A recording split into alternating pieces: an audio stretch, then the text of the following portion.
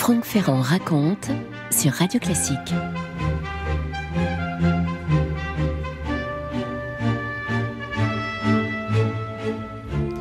« 17 décembre 1950, nous sommes à Saïgon, qui à cette époque-là est devenue capitale de l'Indochine française. À l'aéroport de la ville, une petite foule de militaires et d'officiels scrute dans le ciel l'arrivée d'un avion Constellation qui se pose sur le tarmac. Plusieurs passagers en descendent, dont le ministre de la France d'Outre-mer, M. Le Tourneau.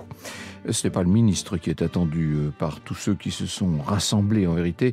C'est celui qui arrive juste derrière, un homme en grande tenue blanche qui observe la foule d'un air très sûr de lui. Ce 17 décembre 1950, la France a dépêché en Indochine le plus prestigieux de ses généraux, Jean Delattre de Tassigny, un héros de la Seconde Guerre mondiale, bien sûr, le roi Jean, comme le surnomment ses hommes, qui entre en scène dans cette région où la France est en grande difficulté. « Je suis venu pour vous sauver », dit-il à ses officiers. « Désormais, au moins, vous serez commandés. » Il faut dire que la situation de la France dans ce qu'on appelait juste avant la guerre la perle de l'Empire est assez mauvaise. Il y a eu bien sûr cette occupation japonaise, les Japonais remplacés en 1945 par des troupes anglaises et russes, et puis depuis 1946, la guerre est engagée entre cette puissance coloniale, la France, et la puissance favorable à l'indépendance, le Viet Minh, dirigé par Ho Chi Minh. Et cette guerre, elle s'est enlisée depuis 3-4 ans. En 1949, vous savez que la Chine est devenue communiste. Mao est arrivé au pouvoir et cette Chine s'est impliquée dans le conflit. Elle a armé les communistes vietnamiens et le commandant en chef de l'armée populaire vietnamienne, le célèbre général Giap, a décidé d'engager les Français dans ce qu'on doit pouvoir appeler une guerre d'usure, le fameux combat du tigre et de l'éléphant qu'avait annoncé Ho Chi Minh. Si le tigre ne bouge pas, évidemment, il va se faire écraser par le gigantesque éléphant français. Seulement, le tigre vietnamien peut se déplacer sans cesse et frapper ici et là. L'ennemi est invisible, chaque mètre carré devient un potentiel piège pour une embuscade. Et il y a un caporal de l'armée française qui confie: ces pièges cachés qui transpercent le pied deviennent notre hantise. Chaque fois, c'est une blessure qui s'infecte et en quelques mois, la France a comme ça perdu des milliers d'hommes. Elle s'est dispersée. Les hommes en question ne sont pas tous tués, certains sont simplement blessés. Il n'empêche, ils deviennent inopérants. Et la panique, peu à peu, s'est emparée des chefs français. Des bases ont été abandonnées, des tonnes de matériel ont été cédées à l'ennemi sans combattre. Et en 1950, le Viet Minh est devenu maître de toute la frontière nord. Il peut faire transiter le matériel chinois le plus librement du monde.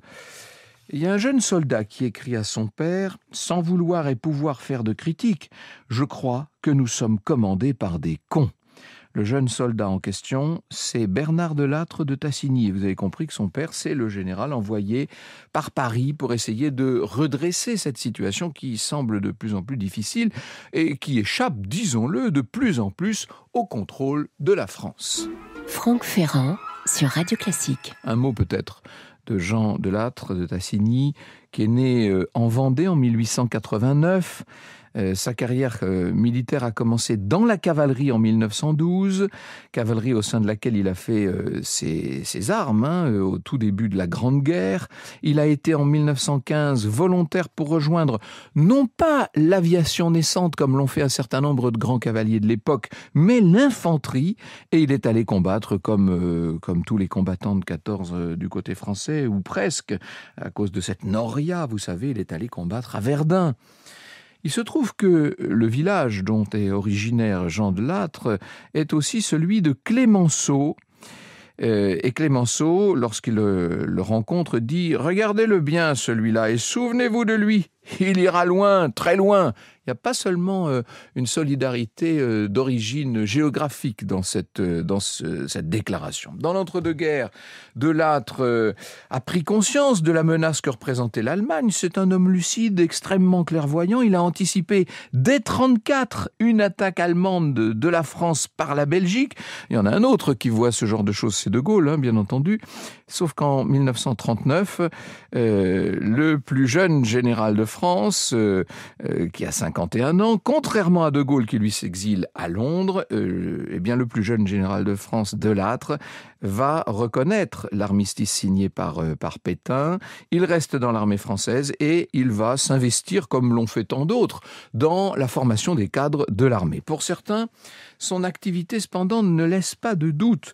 Delattre est sympathisant gaulliste. Son école est qualifiée de pépinière de gaullistes triés sur le volet, ayant pour but de préparer une véritable élite militaire destinée à prêter main forte à un corps de débarquement anglais ou gaulliste. Vous voyez que ses supérieurs ne se font pas tellement d'idées sur ce que sont ses opinions. D'ailleurs, il va être jeté en prison par le régime de Vichy en 1942. Il arrive à s'échapper, il rejoint Londres, puis Alger, où De Gaulle va lui confier le commandement de ce qui va devenir la première armée, bien sûr. Après pas mal de victoires, c'est cette armée qui, la première, arrive sur le Rhin, on est en novembre 1944 là, et donc Delattre est choisi par De Gaulle pour représenter la France au moment de la signature de l'acte solennel de capitulation de l'Allemagne à Berlin, le 8 mai 1945. Et alors que la France, qui ne devait participer à tout ça qu'en tant que spectatrice, est un petit peu mise sur la touche, eh bien, Delattre va parvenir à imposer sa signature sur l'acte et le drapeau français va se retrouver à côté des drapeaux américains, britanniques et soviétiques. On doit ça, bien sûr, d'une façon générale à la politique du général de Gaulle, mais on le doit aussi, disons-le, à l'extraordinaire capacité tactique du général Delattre. Ça fait beaucoup de faits d'armes, tout ça. Delattre est auréolé de la gloire qu'il a acquise pendant cette période de la Libération.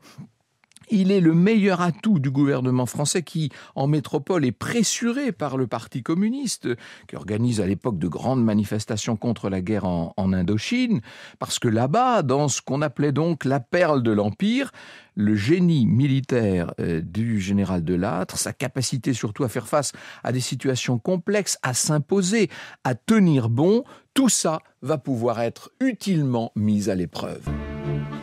Vous écoutez Radio Classique. Ne nous y trompons pas, le général Delattre, quand il arrive en Indochine, a les pleins pouvoirs. Il est investi du haut commandement civil et militaire. En plus, il sait se mettre en scène. Ce général, il est attaché au symbole. Par exemple, quand il arrive au Tonkin, donc dans le nord de l'Indochine, à Hanoï, qui a été la capitale administrative, la vraie capitale de l'Indochine française, il organise un grand défilé où près de 5000 hommes vont défiler dans le soir qui tombe. Je suis venu pour les lieutenants et les capitaines, déclare-t-il. Évidemment, un peu de démagogie dans tout ça. L'époque des replis est révolue, en tout cas c'est ce qu'il veut qu'on pense. Nous ne céderons plus un pouce de terrain. Vous imaginez que d'un seul coup, on soupire un peu dans les rangs de l'armée française. Alors, du côté du Viet Minh, on n'attend pas longtemps pour reprendre les combats. Dès le jour de Noël 1950, le général Giap lance une offensive générale au nord du pays. 30 000 hommes qui vont se lancer sur des défenses françaises, disons-le, mal préparées. Situation critique. Delattre prend le contrôle de la situation. Il réquisitionne les avions civils pour acheminer partout des renforts. Il introduit une nouvelle arme. Ce sont des obus spéciaux qui ont été fournis par les Américains, le fameux napalm, de l'essence gélifiée qui est utilisée dans les bombes incendiaires.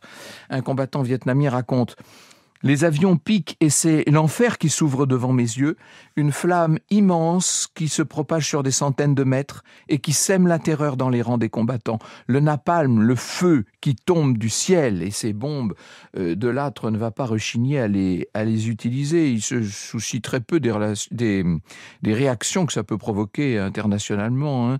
Il n'y a pas de guerre propre. Son utilisation par les Américains en Corée n'a provoqué aucune réaction, donc il va utiliser le napalm lui aussi. À Vignyen, on est dans le nord du Delta, en janvier 51, le général Delattre gagne sa première bataille contre le Viet Minh, qui va perdre plus de 8000 hommes, et c'est pour la France une première victoire depuis le début de ce qui est une sorte de guerre. C'est une guerre d'indépendance en vérité. Victoire assez âpre, puisque du côté français, on On déplore aussi des pertes lourdes. Le haut commandement découvre avec stupeur une chose qui se révèle inquiétante pour l'avenir, ce sont les attaques massives à la chinoise, conduites au coude à coude par une véritable marée humaine. La guerre d'Indochine, là, est en train de changer de nature. C'est plus une guérilla sporadique. Ce sont maintenant de véritables attaques avec, sur le terrain, des face-à-face meurtriers. Pour Delattre, maintenant, il va s'agir d'orchestrer sa fameuse victoire, faire savoir au monde entier que son entrée dans la guerre d'Indochine a commencé par un éclatant succès. Ça, c'est de l'ordre de la communication, il maîtrise tout ça très bien. Delattre va réorganiser les organes de presse qui deviennent des armes de communication destinées à vendre cette guerre à une opinion française assez indifférente et une opinion internationale plutôt hostile. À quoi bon remporter des victoires si l'univers les ignore ? C'est ce qu'il dit à un journaliste que vous connaissez par ailleurs, c'est Lucien Baudard, qui a passé toute son enfance en Indochine et qui suit Delattre de près. Les soldats français se trouvent requinqués de leur côté. Ils ont un chef, là maintenant il n'y a plus de doute. L'année 1951 qui s'annonçait victorieuse pour le Viet Minh devient un calvaire pour les troupes du général Giap. Et cette année correspond aussi à un drame personnel pour le général français, puisque le 30 mai 1951, pendant la bataille de Ninh Binh, son fils, Bernard Delattre de Tassigny, va être blessé, et blessé mortellement. Le général est plus qu'abattu. Il rejoint son épouse à Paris, son épouse Simone, pour inhumer leur fils dans la cour des Invalides, où un hommage est rendu à Bernard et à ses camarades qui étaient tombés avec lui. Vous imaginez la difficulté pour celui qui est le commandant en chef en Indochine. Et puis quelques jours plus tard, il est de retour sur place pour développer cette fois une nouvelle stratégie, l'édification de ce qui devrait être une armée nationale vietnamienne. Delattre veut faire participer les Vietnamiens à la lutte contre les communistes. Vous voyez, on change de registre. Ce n'est plus une guerre coloniale, ça devient une guerre politique, avec un pari réussi, puisque de 25 000 hommes en 1949, les troupes vietnamiennes passent à 130 000 hommes. Qu'importe si ces hommes-là sont sans expérience. Le Viet Minh, après tout, a montré qu'un soldat sans instruction peut devenir un excellent combattant à condition qu'il soit bien encadré. On va avoir des instructeurs français, bien sûr, qui entraînent tous ces Vietnamiens qui doivent se battre maintenant contre l'armée Viet Minh, considérée d'abord et avant tout comme une armée communiste. En fait, le niveau va beaucoup dépendre du moral de la nation, de son investissement dans le conflit. C'est en tout cas ce que pense le général Delattre. Or, de ce point de vue-là, il y a beaucoup à faire. Delattre va tenter de résoudre le problème en mettant en avant une personnalité originaire d'Annam, du Vietnam. C'est l'empereur Bao Dai, avec qui il va s'afficher maintenant publiquement. Sauf que Bao Dai, qui a été rétabli sur le trône par la France en 1949, disons les choses, ne montre pas un très grand enthousiasme. Son autorité est bien faible, son gouvernement est incapable de faire grand-chose. Et d'ailleurs, il y a au sein de ce gouvernement un certain nombre de nationalistes qui n'ont pas très envie de s'impliquer aux côtés de la puissance coloniale française. On attend, pour le mieux. Et si sur le plan militaire, l'effet Delattre a fonctionné, ça c'est incontestable, sur le plan de la politique locale, c'est beaucoup plus discutable. C'est donc à l'étranger que le général français va partir chercher du soutien. Quand je dis à l'étranger, c'est auprès de la puissance tutélaire depuis la Libération, la puissance qui arme tous ceux qui veulent bien combattre le communisme. Les Américains sont en train de se battre contre les communistes en Corée. Eh bien, les États-Unis vont devenir l'allié de la France. Qui de mieux que les Américains pour aider la France à combattre le communisme en pleine expansion en Indochine ?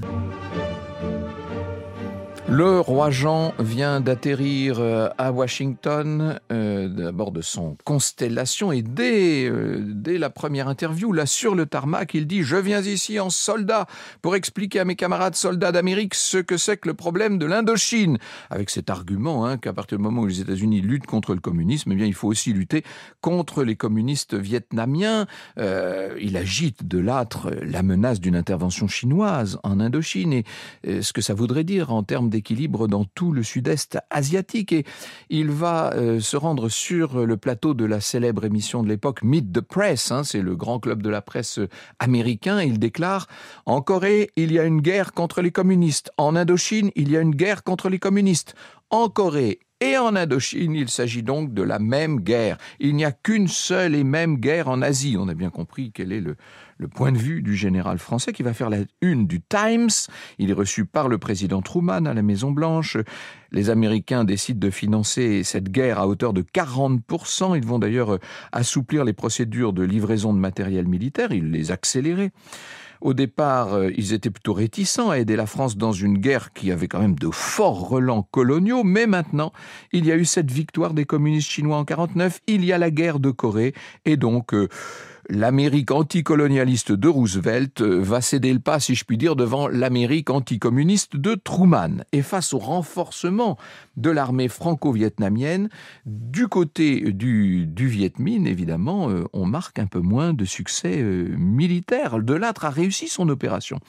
À Paris, le gouvernement est toujours dans une forme d'atermoiement. On est en pleine 4e République. Le gouvernement observe que l'opinion française se met à douter quand même du succès de ce qu'on considère bel et bien comme une guerre coloniale. Il faut donc une victoire de Lattre.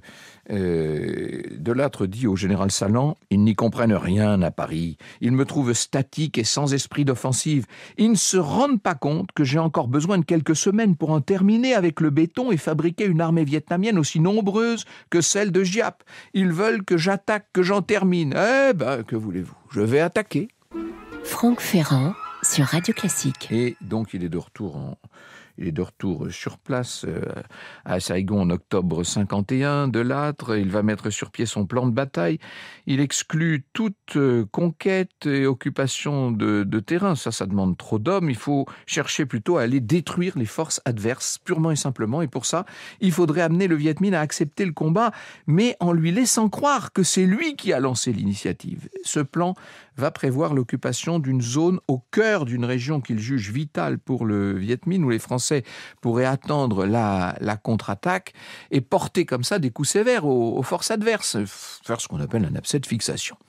Il faut trouver un lieu pour cette fameuse bataille et De Lattre va choisir à 80 km d'Hanoï la cité de Hoa Binh.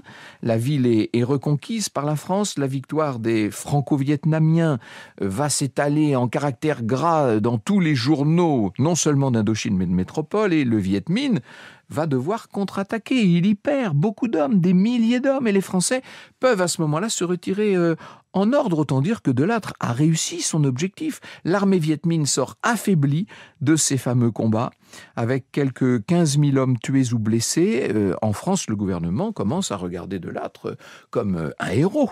En novembre 51, De Lattre rentre en France pour participer à la conférence des États associés. Vous savez, on est dans toute cette série de conférences de paix. Après être salué ses soldats à Hoa Binh, il quitte donc l'Indochine. Pour la dernière fois, en vérité, le général est rongé par un cancer de la hanche. Ça fait des mois qu'il subit cela. Il est épuisé par cette carrière totalement dévouée au service de la France. Il a été très affecté, disons-le, par la mort de son fils Bernard. Et il est très malade, au point qu'il va, à la suite d'une opération, s'éteindre à Neuilly-sur-Seine le 11 janvier 1952. Le 15 janvier, à l'occasion des funérailles qui sont célébrées à Notre-Dame pour la partie religieuse et bien sûr aux Invalides, célébration à laquelle assiste non seulement le général de Gaulle, mais Dwight Eisenhower en personne et Montgomery, Jean de Lattre de Tassigny va être fait à titre posthume maréchal de France. Personne depuis la grande fournée de la fin de la Première Guerre mondiale n'avait été fait maréchal. Quelques mois plus tôt, en septembre 51, De Lattre déclarait « Il peut survenir une catastrophe en Indochine, il ne peut pas y surgir de miracle. eh bien, les choses ont décidé qu'on ne verrait ni l'un ni l'autre. Mais vous savez bien ce qui va se passer. 2 ans plus tard, ce sera la terrible défaite de Dien Bien Phu. La France va quitter ce Vietnam, mettant fin à une centaine d'années de présence. On a eu l'occasion d'en parler pas mal ici. Et puis, ce sera bientôt au tour des États-Unis de prendre le flambeau et d'aller s'enliser dans cette guerre qui durera 20 ans. Est-ce que Delattre est à l'origine de tout ça ? Un petit peu peut-être quand même. Vous écoutez Radio Classique.